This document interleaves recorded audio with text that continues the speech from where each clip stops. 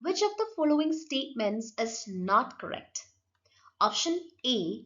Pollen grains of many species can germinate on the stigma of a flower, but only one pollen tube of the same species grows into the style.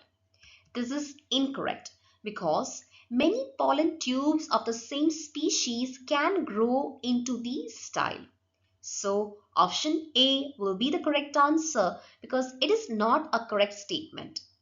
Option B, insects that consume pollen or nectar without bringing about pollination are called pollen or nectar robbers. This is also correct. The pollen or nectar robbers are the insects that consume nectar or pollen from flowers without effectively pollinating them. So these insects steal the food without contributing to pollination. So option B is a true statement, so it is an incorrect answer. Option C, pollen germination and pollen tube growth are regulated by chemical components of pollen interacting with those of the pistil. This is also a true statement.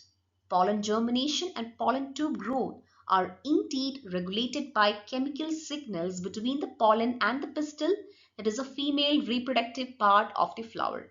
So option C is also an incorrect answer.